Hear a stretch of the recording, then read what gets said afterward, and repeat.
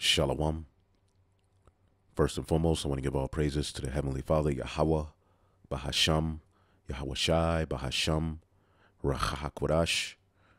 Double honors to the apostles, the elders at Great Millstone who rule well.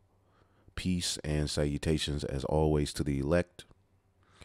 And I wanted to do a lesson going into the sons of God who are synonymous with the giants in Genesis, the sixth chapter, which we know that topic is centered around much, mythology and evil as the philosophies of these heathen and these creation myths and all of the garbage that we were always to stay away from, over the time has been entered into the understanding of the Holy Scriptures.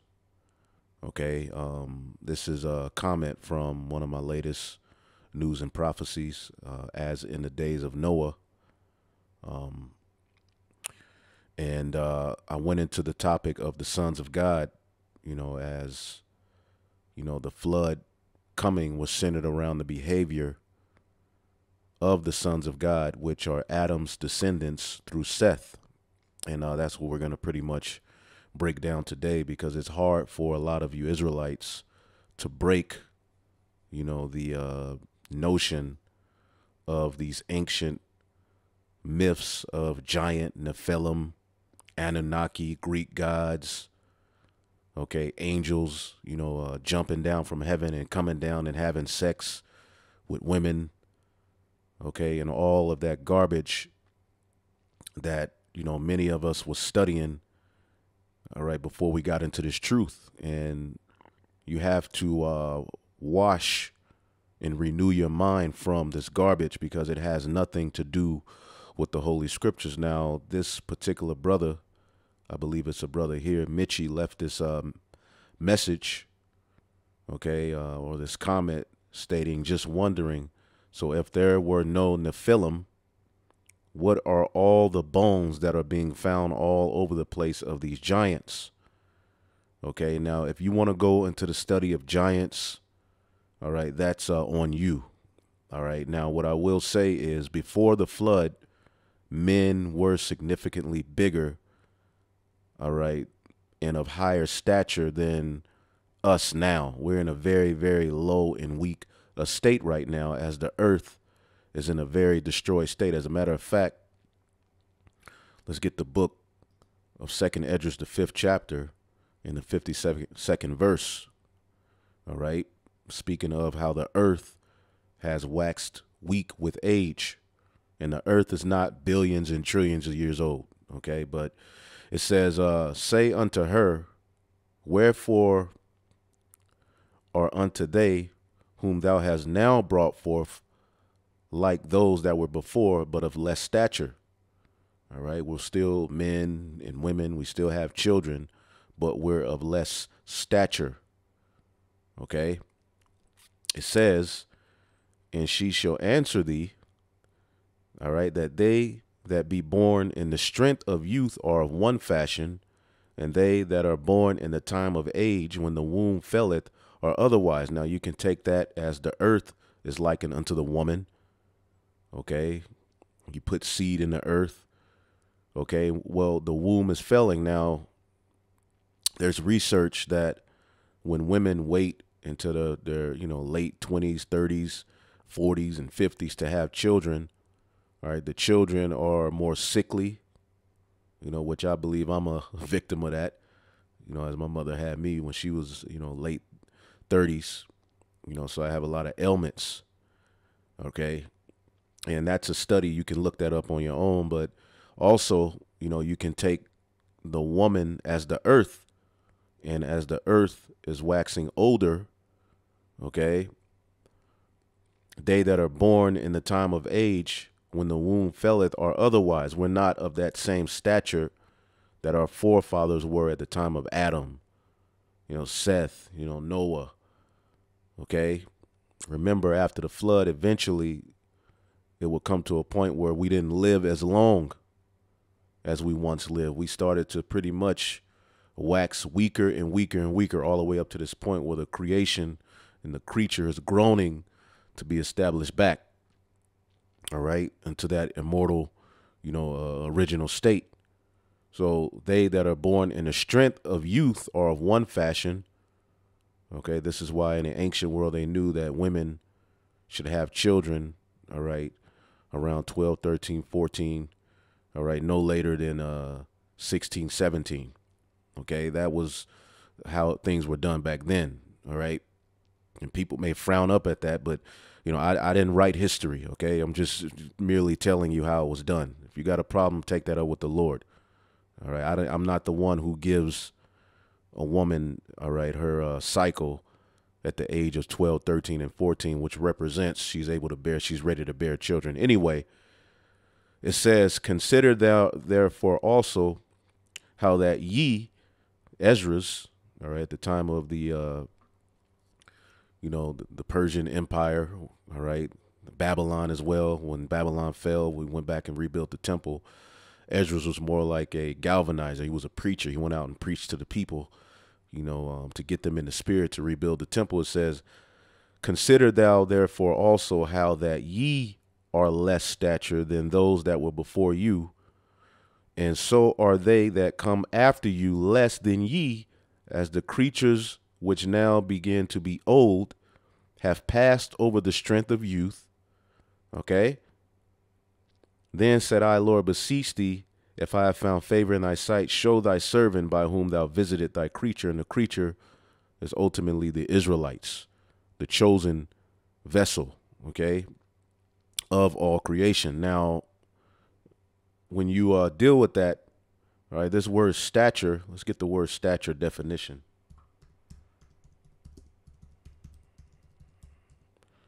So to deal with, a part of your question, okay, yes, we were bigger before the flood. All right, you have to think of the pressure that was upon the earth, before the flood. Okay, I did a research on it. Men would have to have been bigger. Okay, it was a whole different atmosphere. So to be able to deal with the pressure that was upon the earth before the flood, okay, and you can look that study up. I'm not going to go all into it.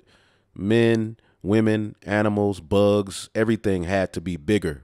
Everything was bigger as it took in more oxygen. All right, we're in a very low state. Okay, so the word stature, natural height of a human or animal in an upright position. Okay, so yeah, animals, the bugs, plants, grapes, apples, everything was bigger, but we're living in a time where, all right, the strength of the earth is failing ultimately through the rulership of these heathen, and things are waxing weaker. So we're of less stature than our forefathers. So going back to this question, all right, just wondering, so if there were no Nephilim, all right, now I'm not saying there were no Nephilim. I'm telling you, and we're telling you, brothers and sisters that are watching these videos, that the Nephilim, or the giants in the book of Genesis, the 6th chapter, are dealing with Adam's descendants through Seth, and that's what we're going to go through. Okay, what are all the bones that are being found all over the place of these giants? Now, if you want to study that, you can, but what we deal with here is the Holy Scriptures. So yes, men were bigger, okay, but what happens is a lot of Israelites try to bring in this creation myth and these great giants that were walking around the planet Earth, all right, who were half demon, half angel, half man, okay, which that makes no sense. Okay, half this, half that. No, you have men, okay, then you have animals, then you have the rest of the creatures in creation. You can't mix any of those, although Esau tries to do these things in his lab, okay, and the heavenly bodies were never made to mix, all right, with these earthly bodies. So you can't take a body from the heavens, all right, and come down to the earth and mix and create a master race of demons that survive the flood. That is BS, and the scriptures are not dealing with that. Okay, that is all mythology of heathens that has gotten mixed in with the Holy Scriptures, all right, to create a whole bunch of pseudoscience and mythology that was never meant. And what happens is our people, you know, as we get into Genesis, the 6th chapter, there's kind of like a disconnect. There's a disconnect to where you can't receive the truth of what this chapter is all about because you're so caught up in that mythology and knowing about giants and all of this stuff and angels coming down from heaven. All right. How does that help you, or how does that aid your understanding in this chapter? Okay. As the scriptures say, let's get that in the book of, let's see here. This is the book of Sirach, the 3rd chapter, in the 21st verse. It says, seek not out things that are too hard for thee, neither search things that are above thy strength. But what is commanded thee, think thereupon. Remember, we are Israelites and we have an origin story. Okay. If I was to ask you all who wrote the first 5 books, the majority of you wouldn't be able to answer. I remember dealing with a Jake who was trying to get all into these creation myths and all of this and that. And, you know, the men were 5,000 feet tall at one point and this and that. But when I asked him basic questions about the Bible, he didn't know. So don't be one of these guys. Okay. But what is commanded thee, think thereupon with reverence, because a lot of you think the Bible in its purest form is boring. So you have to have these myths. You have to have these weird ancient philosophies to add to the Bible so that I don't know if it makes you feel more important or it makes you know. For it is not needful for thee to see with thine eyes the thing that are in secret. Be not curious in unnecessary matters. How tall were men in the ancient world before the flood? We can't give you in height. We can go into the Bible and show you that they were bigger. All right. But remember, when Moses received, okay, these the first 5 books. Let's get it real quick. We'll go right back here. 2nd Esdras, the 7th chapter, or the 14th chapter, Salakia. That's what I'm looking for. Give me 1 second here. I'll just go back here. 1 second. This computer is acting stupid.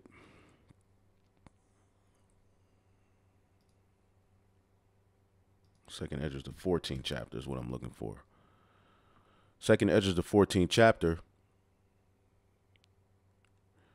In the 3rd verse, it says, then he said unto me, in the bush did I manifestly reveal myself unto Moses and talk with him when my people served in Egypt. Okay, as he was in the land of the Midian, okay, the Lord visited him, okay, via the angel. And it says, and I sent him and led him, all right, and led my people out of Egypt and brought him up to the mount where I held him, all right, by me a long season, 40 days and 40 nights, and told him many wondrous things and showed him the secrets of the times and the end, and commanded him, saying, these words shall thou declare, and these words shall thou hide. So Moses, giving us the first 5 books, Genesis, Exodus, Leviticus, Numbers, Deuteronomy, all right, leading into Joshua, is giving us our history, our origin history as a nation. All right. And it starts in the beginning. The Elohim created the heavens and the earth. All right. And then it gives you our earthly origin, starting with Adam. All right. Who would eventually have Seth. And that's what we're going to show you. OK, so as you read Genesis, the 6th chapter, that it's history. All right. That you should know about your people, not no damn giants or angels who came down from heaven. OK, and wanted to do the Uchi Coochie. That does not make sense. Spirits in the heavenly realm are not made to mix with physical human bodies on the planet Earth. Okay, that is an ancient myth that has nothing to do with the Holy Scripture. So as we go back here, okay, and give me 1 second. 2nd Esdras, the 3rd chapter. In the 23rd verse, it says, be not curious in unnecessary matters. And this is like a very, very hot topic of contention dealing with Israelites. When you deal with the Nephilim, that word is automatically tied to the Annunaki and all of this garbage that has nothing to do with the Holy Scriptures. And if that's something you believe, I'm calling it garbage. And, you know, it's no knock to you, but you believe a lie. So we're going to break down the sons of God, okay, which, here we go. Be not curious in unnecessary matters, for more things are showed unto thee than men understand. Okay, you know you're an Israelite. You're waking up. Okay, now, you know, you're going into the history. You use that as a means to understand where you are today, not as a means to get off into these weirdo philosophies. Okay, the Lord waking you up to the fact you're an Israelite is he's showing you more than men can understand. For many are deceived by their own vain opinion, and evil suspicion have overthrown their judgment. So here it is. We're breaking these scriptures down. And for years, every time we go into the sons of God, people want to bring in the giant, Nephilim, Annunaki, and all of this mythology that goes along with these heathen myths and creation stories. And it has nothing to do with the Holy Scriptures. Okay. So if you want to get into all of that, we're not into all of that. Okay. The Holy Scriptures dealing with the sons of God in Genesis, the 6th chapter, are Adam's descendants through Seth, as we're getting ready to show you. Okay. And when you see the term sons of God, it's not always necessarily the angels in heaven. Now, if you just type in son of God, you know, Adam was likened unto the son of God. Yahweh Shai is likened unto the son of God, because he is the son of God. Adam was the son of God. All right. This our legacy starting on earth. All right. But when you type in sons of God, all right, you can go to Job and it goes into the sons of God in the heavens. All right. But as you go down and just go throughout the scriptures, John 1:21, but as many as received him, to them he gave power to become the sons of God, even to them that believe on his name. Okay, so it deals with obedience, which that's what the sons of God were to be, obedient to a particular way, starting with Adam. And that history is given in 2nd Esdras, the 3rd chapter. But it seems like Jake isn't interested in that history. Jake is interested in something more. And then you get caught out into these different philosophies and you never grow. So you're one that know you're an Israelite, but you're just deep beyond measure to the point where you're a bug out. And you have many Israelites like that. Romans 8:14, for as many that as are led by the Spirit of God, they are the sons of God. Okay, Philippians 2:15, that ye may be blameless and harmless, the sons of God without rebuke, in the midst of a crooked and perverse nation, among whom ye shine as lights in the world. Okay, behold, what manner of love. And see, that's what Noah was. Okay, he was without rebuke in the midst of a crooked and perverse nation. Our nation, the Israelites, the chosen. Now, before we were called Israelites, we were known as the sons of God. Okay, which trickled down to the daughters as well. Okay, and we'll show you all of this in the Holy Scriptures, man, because we're going to keep pounding. All right, as you brothers and sisters that listen, you know this is one of my favorite topics. Okay, 1 John 3:1, behold, what manner of love the Father hath bestowed upon us, that we should be called the sons of God. See? Why? Because of our obedience. As a matter of fact, in the book of Hosea, the 1st chapter, gives you insight into what's happening here with the Israelites now, as we've been cast off. But now, in these latter days, we're awakening back up. Okay, this is the book of Hosea 1:10. After we would be called a no people, after he would turn his back on us. Verse 10, yet the number of the children of Israel shall be as the sand of the sea, which cannot be measured nor numbered, which was promised to Abraham. All right. And Isaiah gives us insight that a remnant will return, and it shall come to pass that in that place where it was said unto them, ye are not my people, there shall it be said unto them, ye are the sons of the living God. So does this mean that this is speaking of actual angels? No, we are returning back unto obedient sons of the God through taking heed. And then shall the children of Judah and the children of Israel be gathered together. And that's the tabernacle of David, all 12 tribes agreeing in one. Okay. So the sons of God is not always tied to the spiritual angels in the heaven. It could also be tied to those on earth who are obedient, which when you get Genesis, the 6th chapter, okay, it says the corruption of mankind. All right. It says it came to pass when men began to multiply on the face of the earth and daughters were born into them. Okay. That the sons of God saw the daughters of men, that they were fair, and they took them wives of all which they chose. All right. And the very next verse says, and the Lord said, my spirit shall not always strive with man, for he is also flesh. He's looking at humanity on the planet Earth, and specifically the chosen lineage.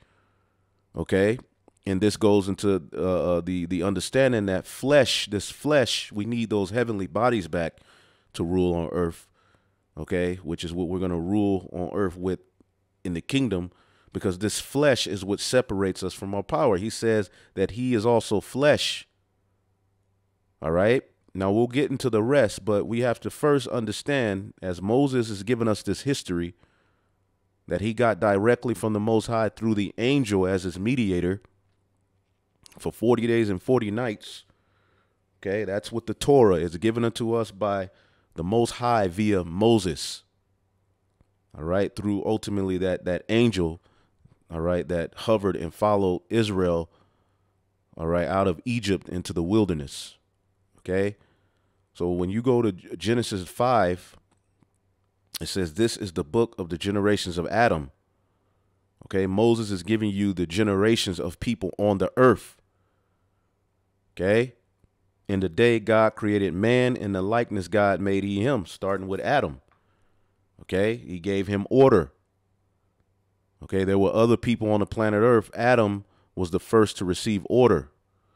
And again, that history can be found in the book of 2nd Esdras, the 3rd chapter. Thou gavest a commandment unto Adam to love thy way, the 7th verse, which he transgressed. Okay, and it wasn't written on stone. It was just a way he was supposed to walk. So in this chapter, Genesis, the 5th chapter, it goes through the descendants of Adam, male and female. He created he them and blessed them and called their name Adam in the day that they were created. Okay, and Adam lived 130 years and begat a son in his own likeness after his image and called his name Seth. Okay, that's the focal point that we want to deal with. The sons of God, because Abel was slew, are Adam's descendants through Seth. Now it says, in the days of Adam, after he had begotten Seth, were 800 years, and he begot sons and daughters. So even Adam had other sons and daughters. Okay, Moses is giving you insight of particular men and what they represented. Okay, for our people. Remember, you're tracing your lineage back to Adam through Seth. All right, which ultimately, when you read the scriptures, would eventually through Noah, through Shem, through Arphaxad, lead up to Abraham, who had Isaac, who had Jacob, who had 12 sons.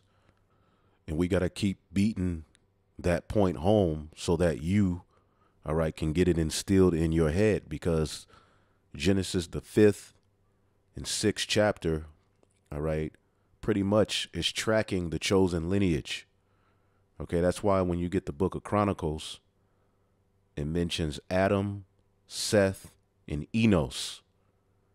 All right, and then eventually you have these names that will lead to ultimately Noah, who had Shem, the chosen, Ham, and Japheth, who survived the flood, which would lead to verse 18 in 1 Chronicles, and Arphaxad begot Selah, and Shelah begot Eber, which is where we get the term Hebrew. See that? And then it goes on. And it keeps following, and it goes all the way up to Abraham, or Abram, whose name was changed to Abraham. All right. Then the descendants of Abraham. All right. Abraham had Isaac, Ishmael, and he had other sons.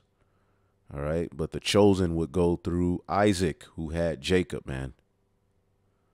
Okay.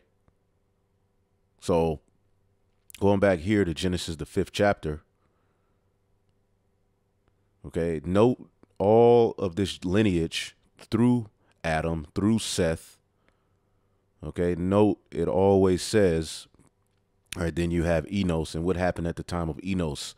Men began to call upon the name of the Lord. Okay. This is what you should be more worried about. All right. Other than giants, man. That which is then is now. Where the hell are those giants? Where the hell are those half men, half lizard, half angel, half man creatures now? Oh, they run the world. They're behind closed doors. No, the Edomites run the world, and that's a nation of people. All right. Whose lineage can be tracked in the Bible. From a man land with a woman.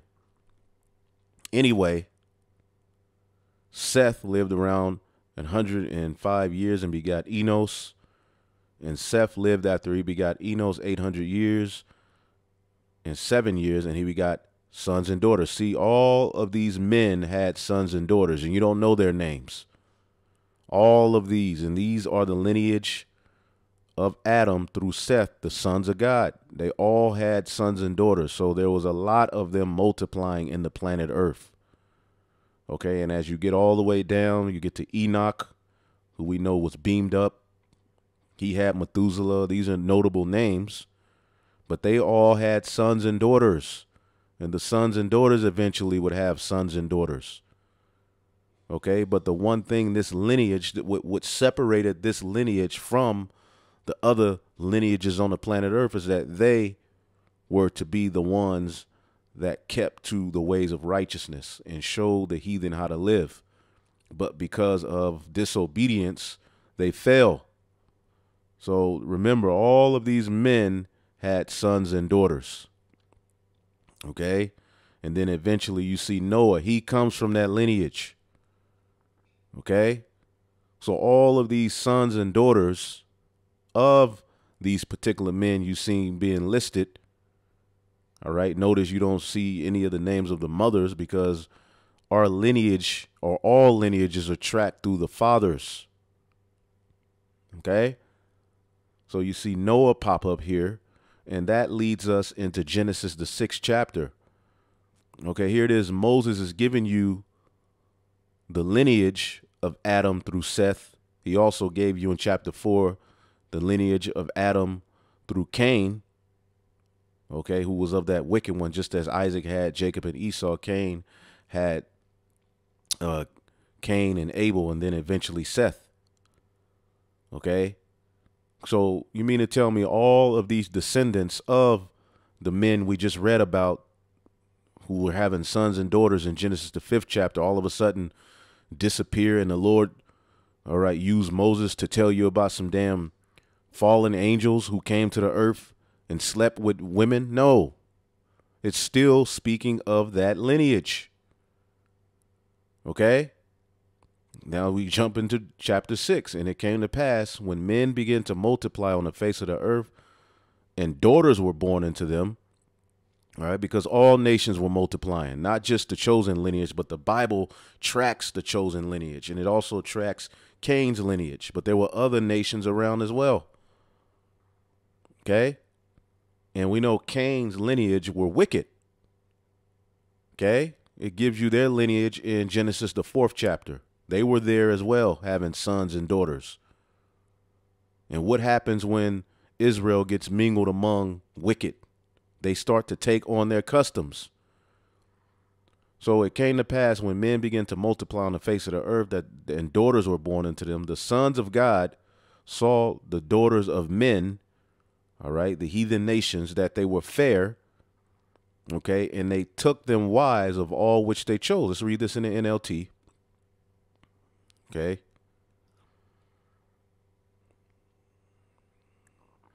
NLT, the sons of God saw the beautiful women and they took any they wanted as their wives. And we know what this led to. Jake making actual marriages with heathen, taking on their customs, and total confusion and chaos follows. Okay? And the Lord said, my spirit shall not always strive with man, for that he is also flesh, yet his days shall be 120 years. And that's how long Noah preached, but also, you know, as time went, all right, our age, we wouldn't live as long as we did. Now, what I want to do is go to this commentary, all right, Matthew Henry commentary on Genesis, the 6th chapter, all right. It says the most remarkable thing we have upon record concerning the old world. Remember, Moses is giving you a record of the old world as he was given it. All right. Now, these heathen nations have their record and their creation myths and their stories. The Lord used Moses to give you the real one as an Israelite. OK, it's not up to you to go and mix all of this mythology into the scriptures to make yourself feel better about yourself. Again, Sirach 3:23, be not curious in unnecessary matters, for the more things are showed unto thee than men understand. For many are deceived by their own vain opinion, and an evil suspicion have overthrown their judgment. Without eyes thou shalt want light. Profess not the knowledge, therefore thou hast not. Okay? And that's what you all are doing, trying to add in this garbage of 5,000-foot men, and they found the bones. Look, Esau can say any goddamn thing. Now, of course, like we showed you, men were bigger. Okay? A stubborn heart shall fare evil at the last, and he that loveth danger shall perish therein. And y'all living at a time where the Lord is getting ready to bring judgment. He's sending his prophets to give you the understanding, but you still want to stick to that madness. Now, that particular brother who left the comment, okay, you may be sincere, so this is no slight to you, but we just coming how we come. All right, we gotta bring it straight forward. So Genesis 6, this is Matthew Henry, a so-called Bible scholar, which they get some things right and they get some things wrong. Okay, now let's read what they say. Now, historically, they be on point with the history, but when it comes to prophecies and everything else, they usually go left. But it says the most remarkable thing we have upon record concerning the old world is the destruction of it by universal, all right, deluge, which was the flood, and the account of which commences in this chapter wherein we have it. All right, the abounding wicked iniquity of that wicked world. All right. And he's just going into, you know, what was going on. It says, lastly, Noah's obedience to the instructions given unto him, which had been passed down from Adam through Seth. But eventually, as we got amongst these heathen, we started to do wickedness, man. Okay. And this concerning the old world is written for our admonition. Whose admonition? The chosen lineage. That's what you're supposed to be reading these stories to understand where you went wrong, not to try to figure out, all right, if men were 9,000 feet tall and getting into Esau's garbage, man, and the garbage of those ancient Sumerians. Okay, this is what we're here to warn you, man. This is deadly serious. Now, he's saying "are" because they think the Bible is this universal book for all nations. No, the Bible is history, prophecy. Okay, it gives you a creation story. Okay, and everything else concerning the chosen lineage from Adam through Seth.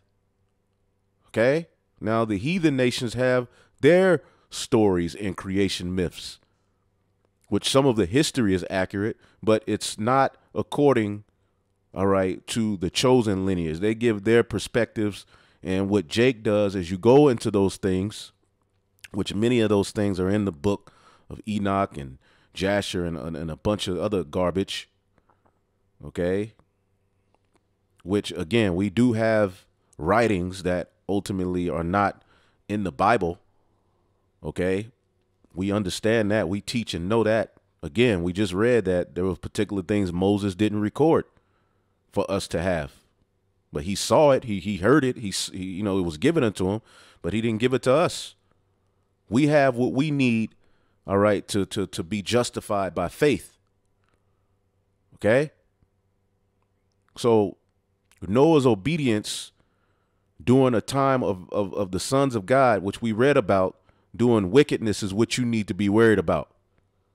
And you got to try to be in that spirit now, because Noah is likened unto the remnant. Okay? Let's get that in the book of Sirach, the 44th chapter. And we'll get into the stories. Just want to, hey, you know how I do it. Just laying things out. Because every year is like we get these questions. Now I know and understand some are just now tuning in, and we just got to go over it again. It's just repetition. All right, Sirach 44 and 17. All right, it went to Enoch, which he was of the lineage of the sons of God. When we read Genesis, the 5th chapter. All right, remember there was also an Enoch in Cain's lineage. That's not the same as the Enoch, okay, in Seth's lineage, going back to Adam. It says, Noah was found perfect and righteous, and in the time of wrath he was taken for an exchange for the world. Therefore he was left as a remnant unto the earth when the flood came. And we want to be in that stead. That's what the remnant represents. In the time of wrath, in this time where fire is coming, we want to be in the spirit of Noah as we're building the ark and not partaking in the wicked practices that our brothers and sisters are doing in the earth. Our wicked brothers and sisters, they're tripping. Okay? Doing all manner of evil and wickedness. Okay? Worshiping idols, living like the heathen. And you know they were being influenced by Cain's lineage. So going back here, all right. So Noah's obedience and this concerning the old world is written for our admonition, all right, our warning, upon whom the ends of the new would have come, all right. And see, we deal with it according to the chosen lineage. All right, now I'm gonna just jump to the point. Okay, it says number 2, he's given, particular history and, but here it says mixed marriages, which when we go to the history of Jake, the Israelites, okay, marrying amongst the heathen has always been our downfall. All right. And there's a difference between a wife and a concubine. Jake would take the heathen and try to make them wives, where you join households. All right. This is why you are to marry amongst your own for inheritance purposes. Heathen have nothing to do with inheritance purpose amongst our nation. Now, under us being established, we can, tell the heathen, you go here, you go there, but they ain't supposed to be linked with us to the point where they're God's forward. Okay. And they start to, be joint. And that's what Solomon did. That's what the Israelites did at the time of Nehemiah and Ezra, where they were raising their children and they weren't even speaking Hebrew. They were speaking of the language of the heathen, going too far, tripping. And they were told to put away, all right, those wives and children, because it was deadly serious to get in order. So mixed marriages, the sons of God, and that which is then is now. So what we see happening with the sons of God, we can see happening with the Israelites in various different captivities. Solomon is one of the most notable examples, building temples to the heathen gods. Okay. So he would have a marriage, and Molech would be joined unto the God of Israel. That's where confusion comes in. And we have a history of that. Okay. Mixed marriages, the sons of God, that is the professors of religion who will call by the name of the Lord and call upon that name. The sons of God are ultimately the chosen lineage, the Israelites, before they were called Israelites. Israelites means, all right, prince of the power is really pretty much the same thing. Sons of God. Catch on. You see sons of God and you automatically think angels in the heaven came to the earth, which the spirits in the heaven did eventually come to the earth, but that was through a man and a woman having sex. And those spirits came to the earth and they were supposed to rule under Adam. But here's the point. It says, married the daughters of men, that is, those that were profane and strangers to God and godliness. The posterity of Seth, see, did not keep by themselves as they ought to have done, both the preservation of their own purity and in detestation of the apostasy. See, they went off. What is apostasy? Let's look it up. Goodness gracious, man. We're going to look up apostasy. Apostasy is what was going on with the sons of God. You all just don't get enough of this whole, the Annunaki, and that Dabu 7 spirit.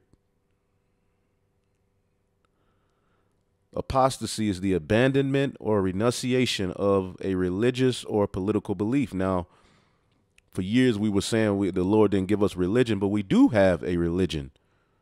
A religion is pretty what you religiously do. We were given ways of righteousness according to the law, statutes, and commandments. Okay? And that was given to Adam first. Renunciation of belief, but abandonment of a belief, which when you go into the history of the sons of God, as we'll get in 2nd Esdras, the 3rd chapter, starting with Eve, then eventually Adam, which that was symbolic ultimately too of the church, which would be the sons of God, going off. Okay, and not following after their husband. As Paul tells us, I have espoused you to one husband.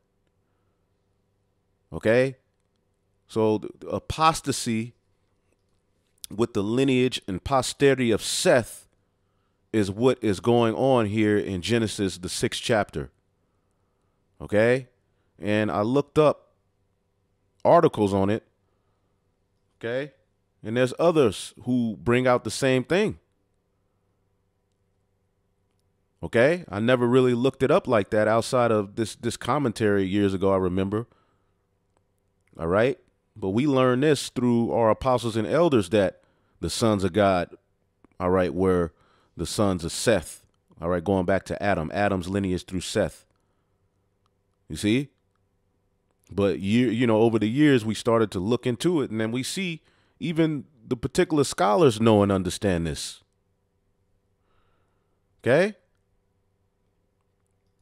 And as you can see, the descendants of Seth as the sons of God. There are at least a few people who believe that the reference of the sons of God in Genesis is a reference to the righteous descendants of Seth. See that? Yahweh Shah refers to his followers as his brothers and sisters and as sons and daughters of God. So this needs not to refer to angels. See, when people see sons of God, they automatically think angelic beings, which the natural body and the spiritual body don't mix. They both have one glory, according to 1 Corinthians, the 15th chapter. One glory is given to one, all right, and another glory is given to another. Okay? Now, when we get into the kingdom, we will have extraterrestrial bodies, all right, heavenly bodies that are made to dwell on earth. Okay? And as the scriptures say, we know not what we shall be. All right. It said these people having to have kept the commandments of God, which again, what was given unto Adam?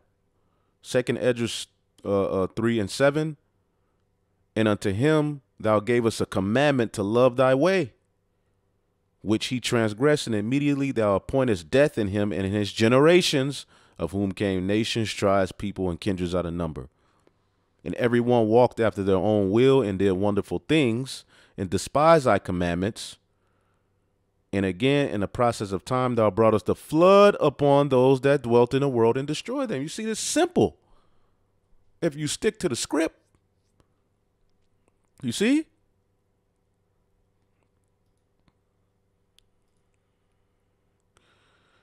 These people having kept to the commandments of God, having abstained from the wantonness of lust of the descendants of Cain.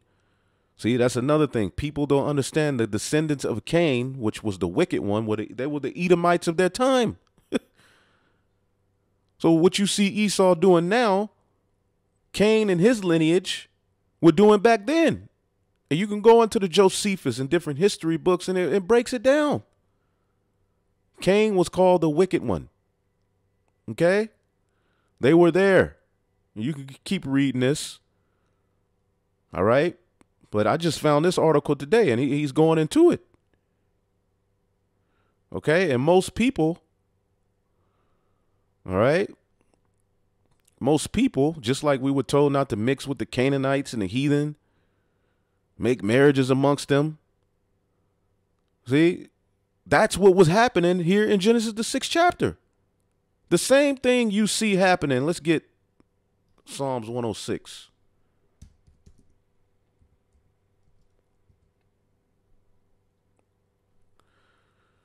Psalms 106.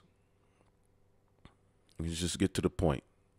In 35. But were mingled among the heathen, and learned their works, and served their idols, which were a snare unto them. And they sacrificed their sons and their daughters unto devils, and shed innocent blood, even the blood of their sons and daughters, whom they sacrificed unto the idols of Canaan. Remember, we were told not to deal with those Canaanites.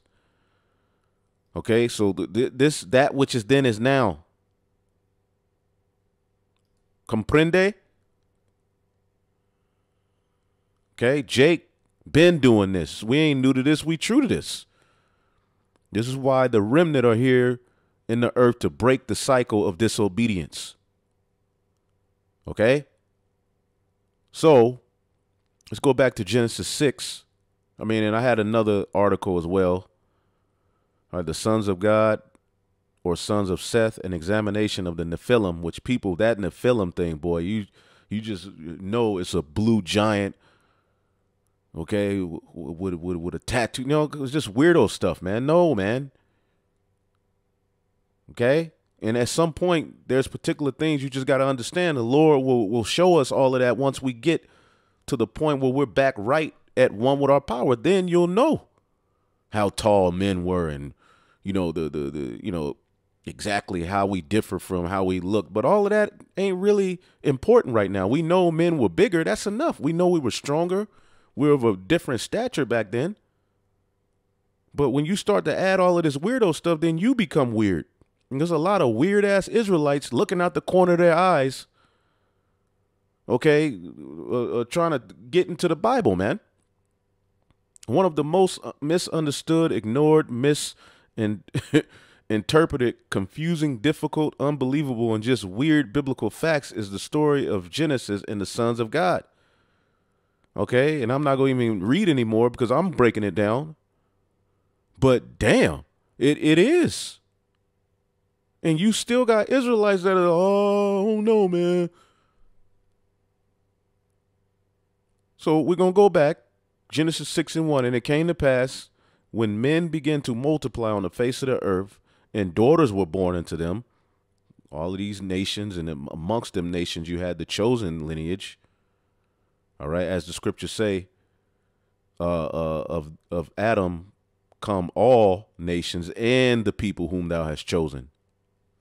Okay, I believe that's in 2nd Esdras, the 3rd chapter. Okay, let's see here.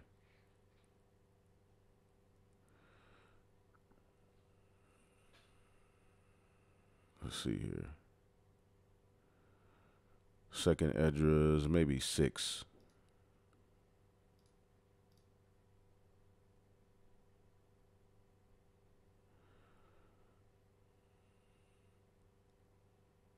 Second Esdras chapter 6 and 54. And after these, Adam also, whom thou madest Lord of all thy creatures, Of him come we all, and the people whom thou hast chosen. Okay, Moses is just giving you a breakdown, man, of how it went down. And Jake, you look into it just to get more weird. You're supposed to get more understanding, man. That's what this is given unto you for. And the Bible was written in parabolic form and in symbols, okay? Because we're a spiritual people. We're supposed to catch on. But soon as Jake see the Son of God and giants, they lose all understanding, and that's the focus of this chapter. And the sons of God saw the daughters of men, that they were fair, and they took them wives of all which they chose. All right, they will mingle among the heathen and start marrying amongst them, and we know the rest is history. Okay, Solomon is a great example of what we were doing, tripping. Okay, rebelling against the commandments, and the commandments were oral back then, were we reading. And the Lord said, my spirit shall not always strive with man, for he is also flesh, yet his days shall be 120 years. There were giants in the earth in those days. Okay. And also after that, when the sons of God came into the daughters of men, and they bare them children, the same became mighty men, which were of old, men of renown. Okay, men of renown. Now, when you look up this name, renown, put you on something real quick. What's that name? Shem. Okay, Shem, men of Shem. Name, reputation, fame, glory. Memorial, monument, the chosen people of the Lord, which are likened unto a monument unto this day. Okay. Shem, all right, was the heavenly father tracking that chosen lineage, which would lead to our Faxad, which would eventually, on down the line, Eber, Peleg, and eventually Abraham, whose father was Terah. That's what the Bible is talking about. Okay, men of reputation, men of fame. Okay, and it also means name. Shawam, to be appointed. Okay, to constitute the fashion of his hands. But we failed because of the flesh. And ultimately, the Lord made us subject to vanity so that the story can be what it is. Okay. So there were giants in the earth in those days. Okay. We're going to look up the word giant. Okay. Now, yes, we were bigger, but it's more so our reputation and who we were. We were like the giants of that day. But it also, giants, Nephilim, when you go to the root word, all right, Paul, it just means to fall. Okay, as I put the scripture to this brother, okay, because the question again is just wondering, so if there's no Nephilim, see, now we're not saying there were no Nephilim, okay, there were the Nephilim, okay, but it's not according to that garbage that has been synonymously linked with it over the years. Just wondering, so if there's no Nephilim, which Nephilim is this word. That word, all right, comes from what we're reading here, Nepal. Nepal, all right, to fall, to be inferior to. We chose inferior ways. We fell away from the righteous way. And the scripture I left, all right, here's my answer. Men were bigger before the flood. But the Nephilim in Genesis 6 are talking about the descendants of Adam through Seth who fell away. If you want to get into the study of giants, then you can do that. That's on you. All right. But we stick to the scriptures, and here's the history. And I posted, all right, second Esdras from the NSV, and we're going to read that as well. But here's another scripture I gave him, second Esdras 7:48. O thou Adam, what hast thou done? For though it was thou that sinned, thou art not fallen alone, but we all that come of thee. See, we all that come of thee is tracked in the Holy Scriptures through Seth, because Abel was slew. Okay? That's how the sons of God are tracked, through Seth, okay, and eventually through Noah, who had Shem, okay, which is of that lineage, if you put the pieces together. Okay, so to fall a violent death, which we always bring this out, okay, to waste away, to be inferior.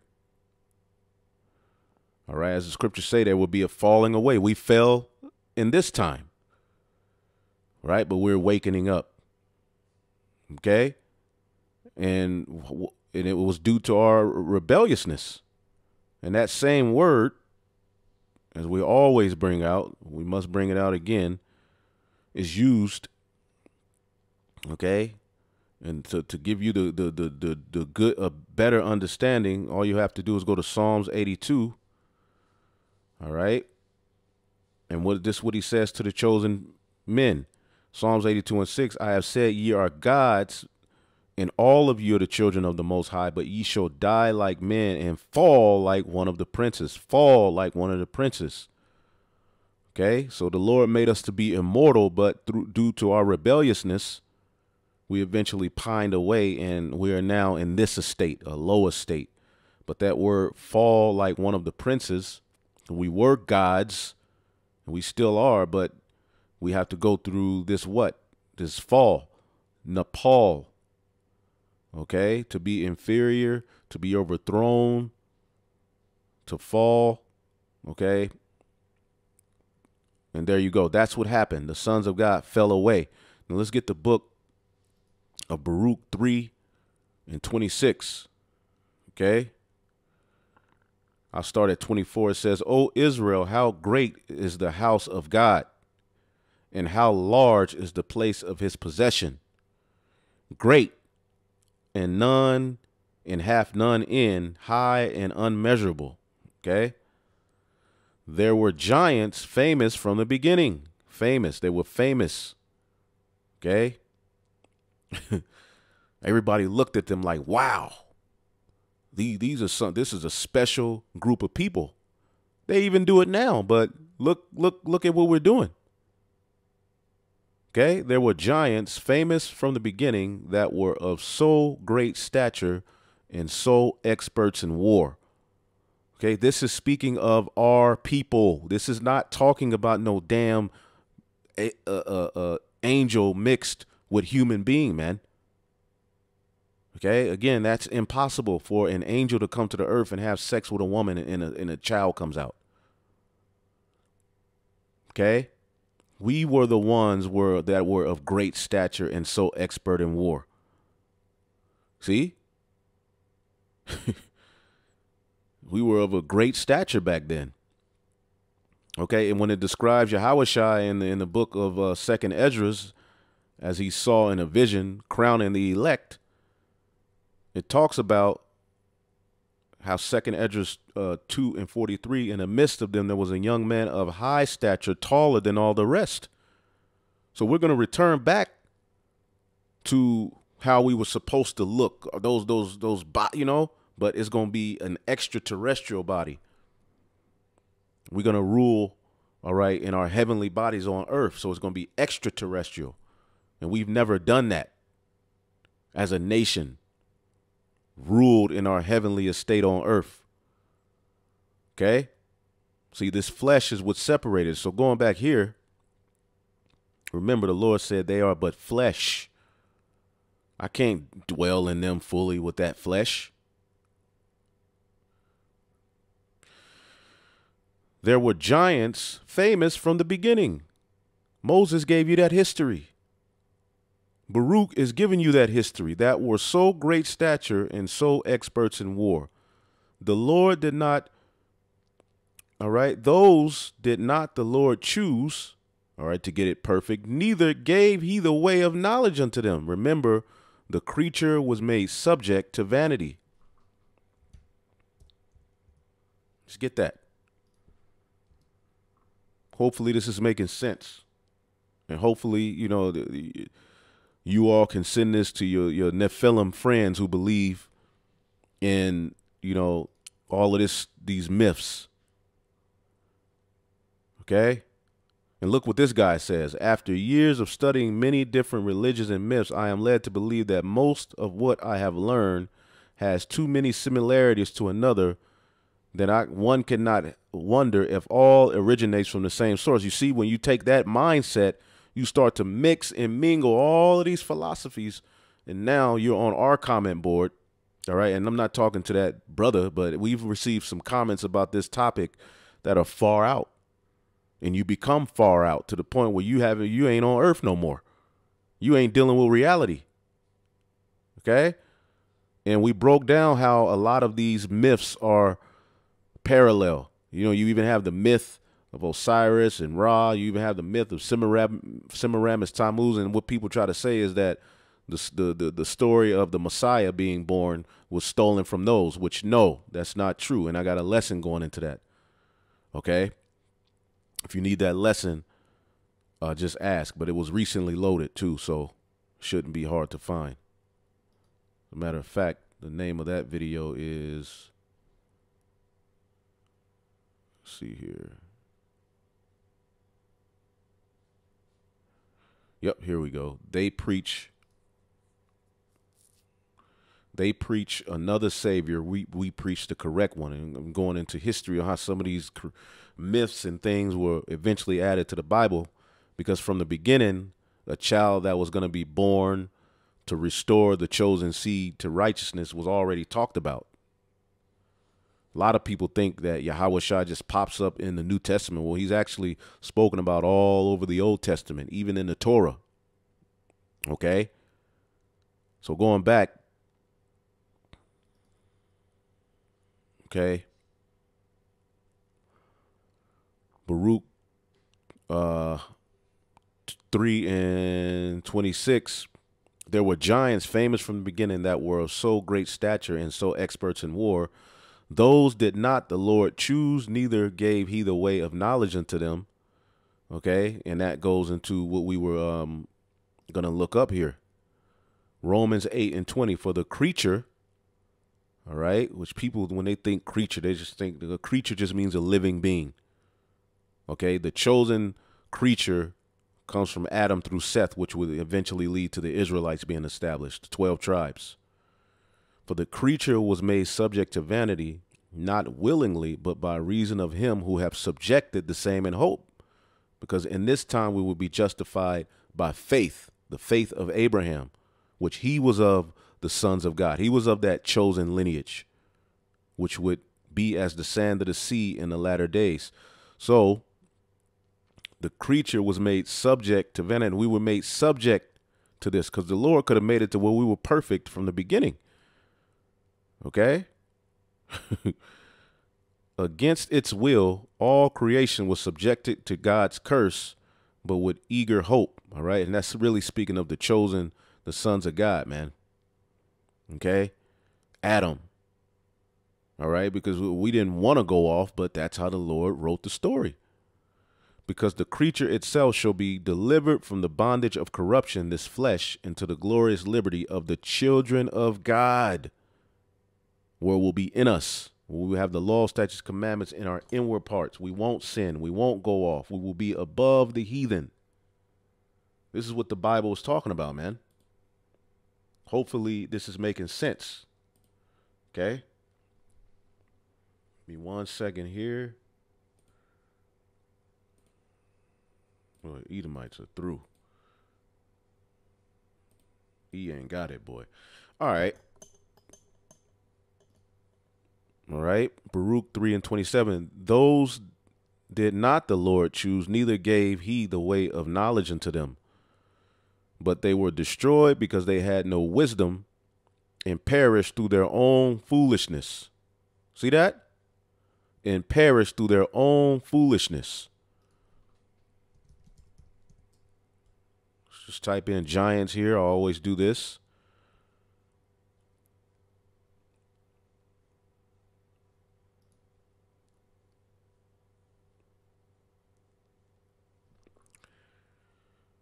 Let's get this. Ecclesiastes 6:6, and the congregation of the ungodly shall be a fire be kindled, and in a rebellious nation wrath is set on fire. And that's what's coming to the 2/3. He was not pacified towards the old giants who fell away. Nephilim, that's what Nephilim means. So you ask the average person who's bringing this Nephilim stuff out what Nephilim means, and ask them basic history, they never know. Who fell away in the strength of their foolishness. Neither he spared the place where Lot sojourned. And there was Lot was one of the sons of God. See, a lot of people get it twisted. All right. Those were descendants of Adam through Seth as well. Lot is a part of that. All right. But Abram is ultimately the chosen one who the Lord used as a figurehead to restore us not only to the land, but back to the Heavenly Father through faith. Very important, man. So the old giants fell away in the strength of their foolishness, man. Okay? A foolish nation. As a matter of fact, okay, we ourselves are likened unto a foolish nation through our acts in particular points in history. So it should be very easy once linking the story together that the sons of God ultimately just went off, man. Okay?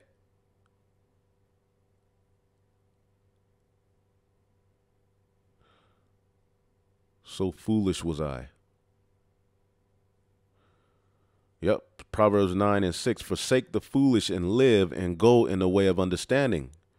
They weren't doing that back then. And we weren't doing that in this time. The remnant doing that, though. Okay? I mean, there's various scriptures. Jeremiah 5:21. Hear now this, O foolish people, and without understanding, which have eyes and see not, which have ears and hear not. Jeremiah 10:8. But they are altogether brutish and foolish. All right. The stock is as a doctrine of vanities. That's what our people have took on. The doctrine of vanities. Okay. Even in the New Testament. In Rome, what were we doing? Because that when they knew God, they glorified him not as God, neither were thankful, but became vain in their imaginations, and their foolish heart was darkened into the abyss. Like Dabu 7. Y'all better stop listening to that garbage. Y'all got to learn how to pick out the meat and leave the bones where they are, man. Romans 2:20, instructor of the foolish. That's the Gentiles that were coming out of that idol worship. God have chosen the foolish things of the world because ultimately the foolish ones would have faith, man. So the old giants who fell away in the strength of their foolishness are your forefathers and foremothers who were doing wickedness. Point blank, period, man. And we go finish it off in the book of 2 Esdras, the 3rd chapter. All right, and this is Wisdom of Solomon 14, which this chapter deals with what? You know, the idols. Okay, Wisdom of Solomon 14:5. Nevertheless, thou wouldest not that the works of thy wisdom should be idle, and therefore do men commit their lives unto a small piece of wood, and passing the rough sea in a weak vessel are saved. All right, that's Noah and them. Okay, why did the flood come? For in the old time also, when the proud giants perished, all right, the hope of the world governed by the hand escaped in a weak vessel, left to all ages a seed of generation. And ultimately that would be through Noah.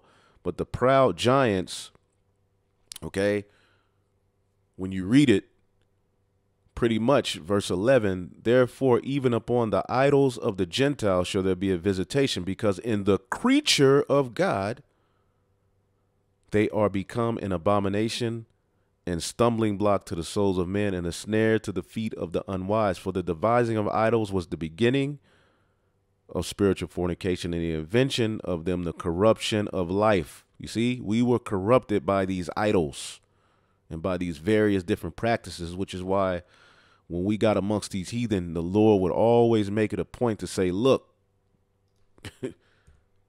let's get it. What did he say?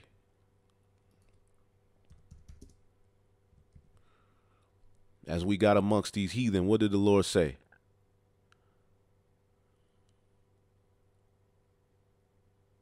Deuteronomy 12:21, when the Lord thy God shall cut off the nations from before thee, whither thou goest to possess them, and thou succeedest them, and dwellest in their land, which it was our land from the beginning. Remember, Melchizedek was the king of Salem, Jerusalem.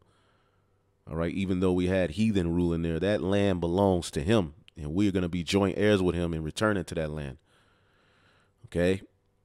Take heed to thyself that thou be not snared by following after them, after that they be destroyed from before thee, and that thou inquire not after their gods, saying, how did these nations serve their gods? Even so will I do likewise. And this is what happened when Jake took on the knowledge of evil, ate of that fruit and philosophy that led to us falling, man.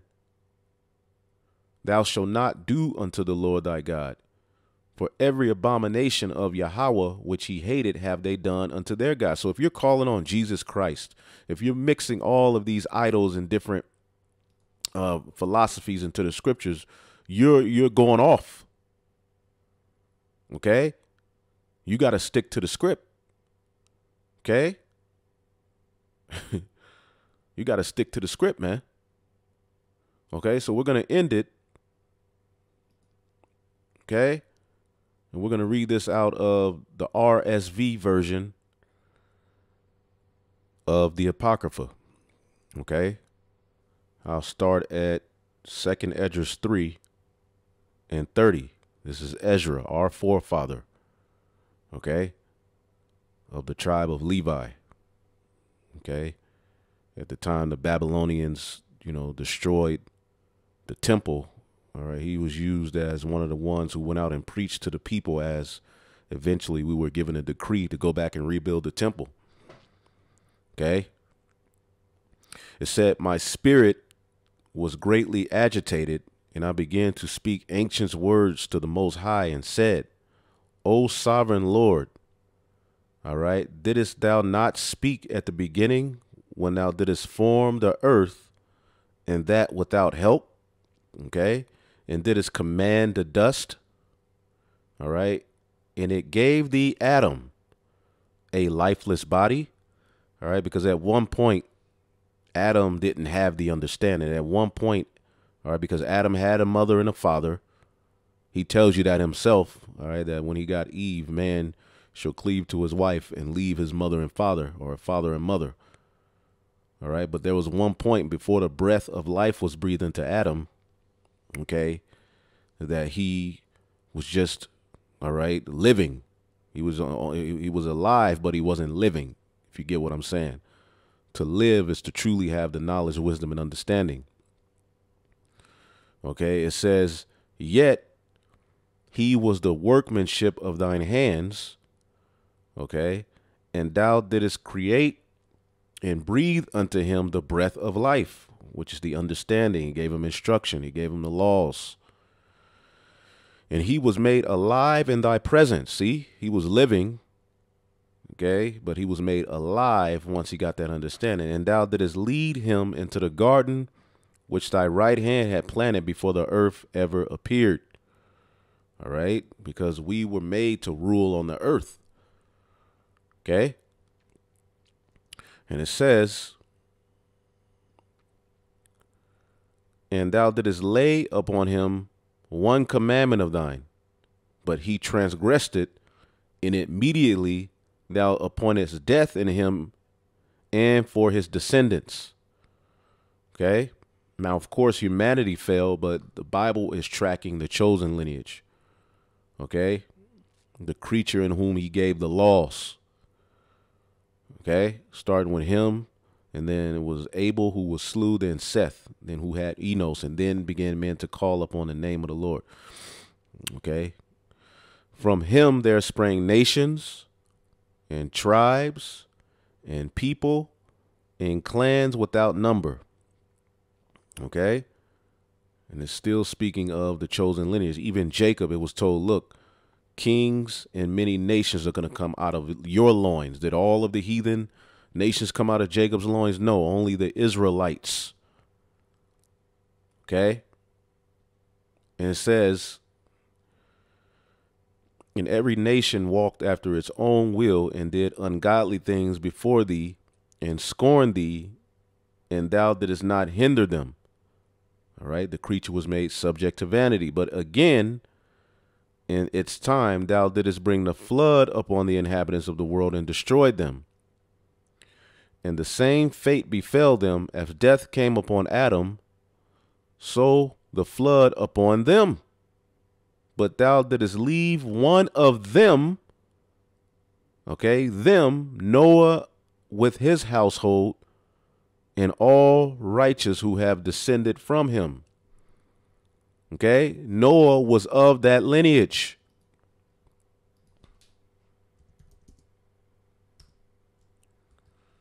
When you go to Genesis 6, Adam's lineage is traced and tracked, and it leads to Noah, who the Lord told what? So lock your Genesis, the 5th chapter, is what I was supposed to be looking at. The descendants of Adam, it traces you all the way to Noah. And what was said of Noah? Genesis 5:29, and he called his name Noah, saying, this same shall comfort us concerning our work and the toil of our hands, because of the ground which the Lord cursed. So the blessing would ultimately of that, chosen lineage and, those who did right, ultimately we would be comforted through Noah. Okay? So Noah was of this lineage. Okay? And what did we read? Okay?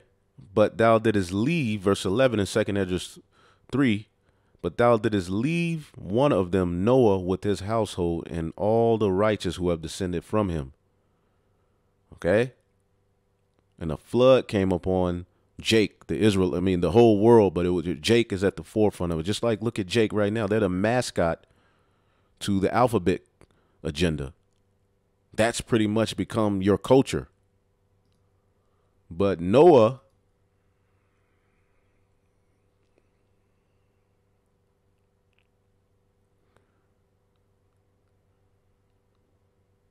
Genesis 6 and 9, these are the generations of Noah. Noah was a just man and perfect in his generations, and Noah walked with the Most High. Okay? Just as Enoch walked with the Most High, meaning the Lord was dealing with him. Okay? So all the corruption that was going on, okay, Noah of his family, okay, Genesis 7 and 1, and and God said unto Noah, Yahweh said unto Noah, come thou and all thy house into the ark, for in thee have I seen righteous before me in this generation. Heavy. All right. So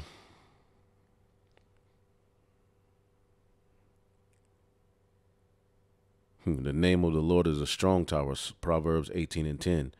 The righteous run into it and is safe. Okay. Luke 17 and 26. As it was in the days of Noah, so shall it be also in the days of the Son of Man. So where in the hell are the giants? They're here. Okay. Playing for the Lakers. Okay, they're doing the cha-cha slide, doing a butterfly, creating all manner of wickedness at the head of the LGB, all right, QXYZ movement, shooting one another, doing wickedness, not listening to the ones who are coming in a lot of Noah, okay, the ones who are out on the highways and the byways. And how in the hell can you drown a demon, an angel comes onto the earth, has sex with women, then they're flooded and drowned out? But according to Elder Rakab, GOCC, no, they didn't get flooded. They held on to the boat and survived. So it's time to let go of all of that wickedness, man. Okay? Second Esdras 3:12. When those who dwelt on the earth began to multiply, they produced children and peoples and many nations. And then again, they become more ungodly than were their ancestors. See? And they were committing iniquity before thee. Thou didst choose for thyself one of them whose name was Abraham. You see, it's following that lineage. And when you go to Genesis, the 11th chapter,